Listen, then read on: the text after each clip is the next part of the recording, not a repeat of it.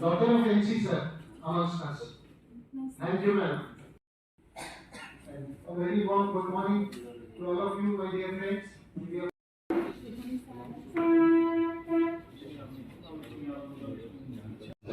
I am a senior advocate in the Supreme Court, but associated with NFNS on behalf of Telangana. So we have been in this forum right from the beginning. Initially it was called Indian National Front for Small States, and later on the name changed to Indian Federation for New States. So this is the background. So Telangana already is it there are already the demand that has come, you were associated with that one, and Telangana has been a new state overall? Yes, what we see, what we have been finding after 1950, the first time after independence, the states got reorganized on linguistic basis, based on a state reorganization commission headed by a retired judge of the Supreme Court, Justice Fazal Ali, and two very scholarly persons as members, K.M. Panikkar and then H.N. Hridayanath Kunzru. These are the two scholar members of the State Reorganization Commission. They went about their work with a criteria, whereas now when the Jharkhand, Chhattisgarh and Uttarakhand were formed, or even when Telangana is formed, they are not based on, they are just based on political expediency. There is no policy, there is no criteria behind. So I think if we have to reorganize India, make it strong federally, then there has to be a policy on state formation. If not policy, at least criteria for state formation. Let them say, why was Telangana formed? No answer. When Jharkhand, Uttarakhand and Chhattisgarh were formed, there was no policy, there was no criteria, but at least there was a process. At that point of time, the Home Minister said, if those assemblies, if the Bihar Assembly passes a resolution allowing Jharkhand, if Uttar Pradesh Assembly passes a resolution allowing Uttarakhand, if Madhya Pradesh Assembly passes a resolution allowing Chhattisgarh, we will form it. And look at the Chief Ministers. Who is the Home Minister? Advani is the Home Minister. Who is the Chief Minister of Madhya Pradesh? Digvijay Singh, Congress. Who is the Chief Minister of Bihar? Lalu Prasad Yadav. Who is the Chief Minister of Uttar Pradesh? Mulayam Singh. Different colors. Mulayam Singh is one color, Lalu is another color, Digvijay another color, Advani another color. How did they come together? Advani said, let there be a process. At least there was a process. Now there is no process. It's all political expediency. Now all that is past, we should have a policy. If not a policy, have a criteria for state formation. The demand is legal in the sense that it is a constitutional demand. This demand is not a new demand.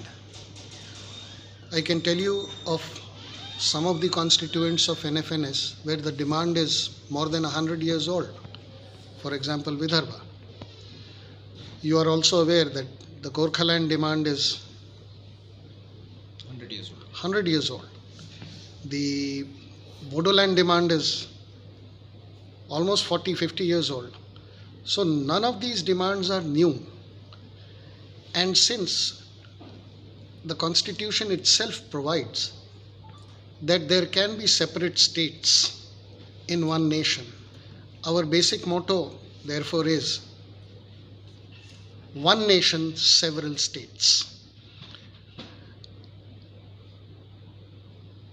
In addition to the underdevelopment, or rather lack of development, there is also a question of grant of autonomy to these areas which are demanding separate statehood. So it's a mixed kind of a demand, I would say. It's mixed kind of demand. Is it on the basis of any community like the Vidarbha? It has its own problems also.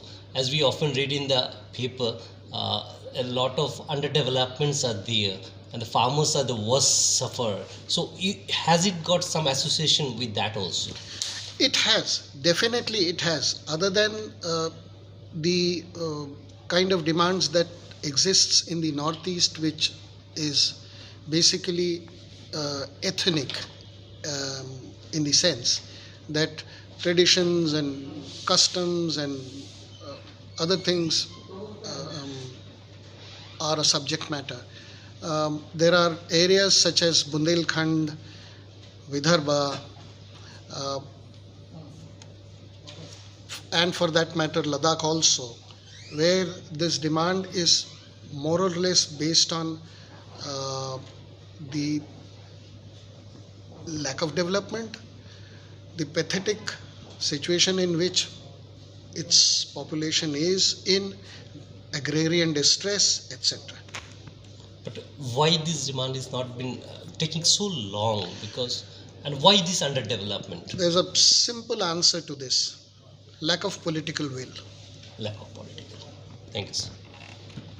कि दूसरा भी कोई कारण है? As Sanil Sab just mentioned to you, the first reason that we can understand is a lack of political will from the government, because this demand is a long-standing and a constitutional demand. And not only is it long-standing, but this has also been registered in the manifesto of the present ruling party, not just in the last election, but also in the election previous to that. So it is not as if this demand is not recognized by the political class. The political class is aware of this demand. It is well aware of it. It has engaged with this demand, especially during the time of elections. But as far as showing a political will towards finding a solution, that seems to be absolutely lacking. Now, in the case of Gorkhaland, in the last manifesto, the present ruling party called for a permanent political solution, without defining the name of a state or without defining what it is. But be that as it may be, we were happy that the government had at least committed, the party had at least committed itself to finding a political solution. But there doesn't seem to be any progress in that direction at all. In fact, we are very disappointed that there hasn't even been a consistent series of talks and other engagements. There has been a couple of talks, but very sporadic, and without connection to the next talk. So that is what is disappointing. That only shows the lack of engagement. Only shows that there is a lack of political will, and that is exactly what we want. The government should speak its mind. The government should engage, and the government should express what it thinks about our demand. But we find only things like in Manipur, the present scenario we can see only the government when the situation takes a turmoil or something like this.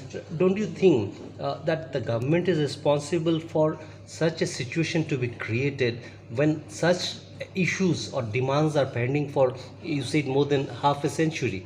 So how do you see into the overall, because it's not only the present government, earlier also the state government is also there, and do you think just it's an ethnic demand, or it is also associated with the underdevelopment that The underdevelopment and ethnic demands, as Sanil Sahab pointed out, are certainly some factors. But in many cases, that is not the only factor. There are other things. All these regions that we are talking about in our demand for separate state are regions that have their own distinct history, their own distinct identity, and they are part of whichever state they are as a matter of some historical accidents, and that needs to be corrected. You know, when India was formed, there were 14 states, but many more states were created because certain things in history had to be addressed. Now, what we want to say is that these regions that we're talking about are also part of the states that they are in as a matter of historical accidents and some administrative necessities of the of the British India. Now the British have left India. We are already in the Amrit Kal now. It's 75 years now. So by now we should have corrected all of these anomalies. And it's unfortunate, therefore, that there is no attempt at all to address these matters of history, these issues of history. And this is what we want to press upon the government.